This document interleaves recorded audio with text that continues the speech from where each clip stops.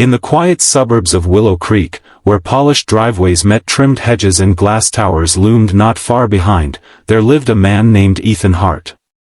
A humble carpenter by trade, Ethan was a widower raising his 8-year-old son, Oliver, after losing his wife to cancer. Life hadn't been kind to Ethan. He worked long hours and skipped meals so his son could eat, patched Oliver's shoes with glue, and still managed to greet each day with a tired but genuine smile. They didn't have much, but what they had was love, raw, real, and unbreakable. Just across town, in a house guarded by tall iron gates and silence, lived Veronica Langford, the only daughter of Charles Langford, a renowned CEO of Langford Enterprises. Veronica was blind.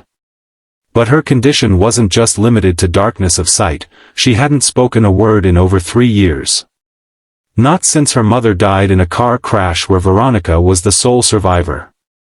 Therapists came and went, some calling it trauma-induced mutism, others labeling it selective silence.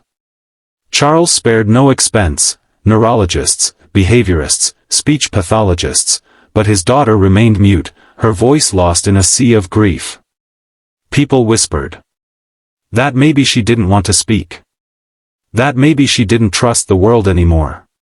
Even Charles, the man who could move stock markets with a single decision, found himself powerless in the face of his daughter's silence.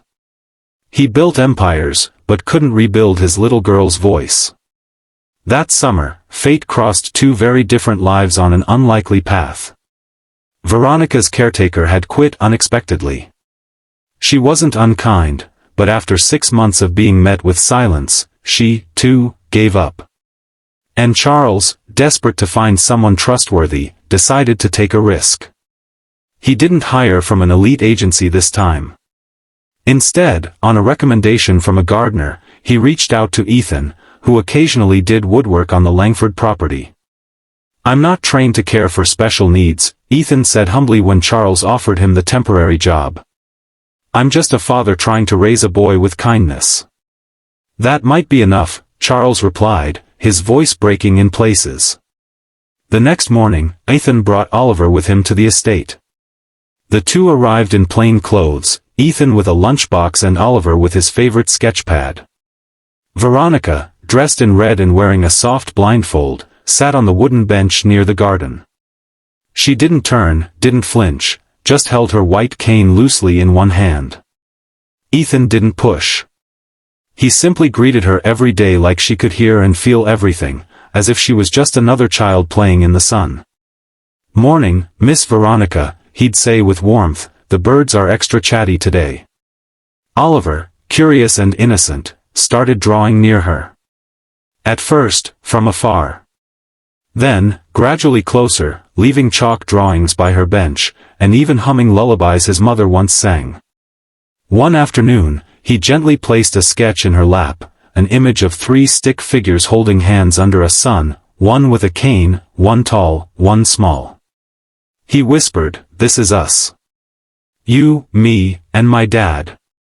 Veronica didn't react. But the next morning, the drawing was folded neatly beside her. Days turned into weeks, and Ethan continued to speak to her, not about therapy or trauma, but about life.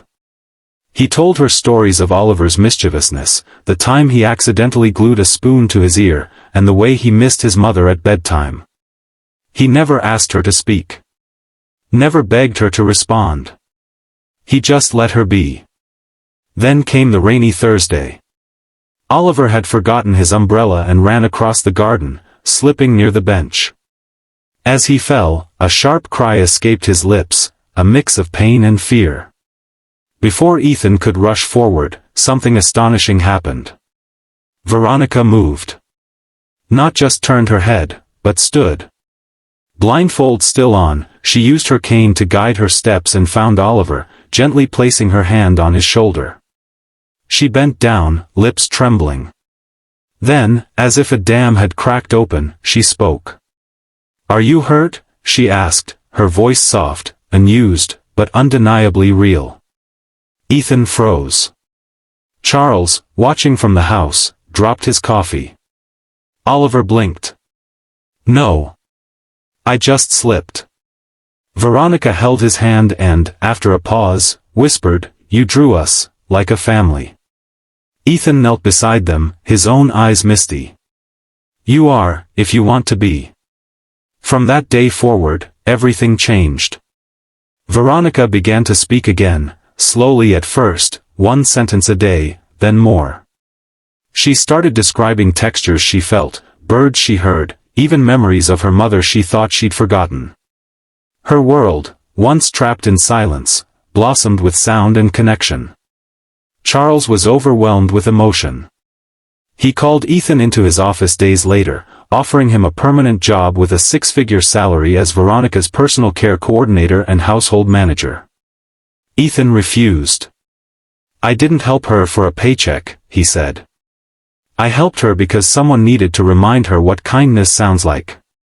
Instead, Charles arranged for Oliver's full scholarship to the best school in the city and offered Ethan a contract to design wooden therapeutic toys for blind children, a project named Veronica's Voice.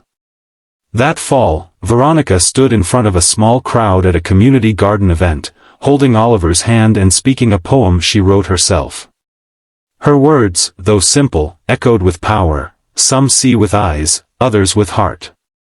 I was blind in both, until I met someone who whispered not to my ears, but to my soul." And in the crowd, a father and son smiled, knowing that sometimes, the smallest acts of kindness can awaken the quietest voices, and that when the world gives up, all it takes is one whisper of love to bring someone back.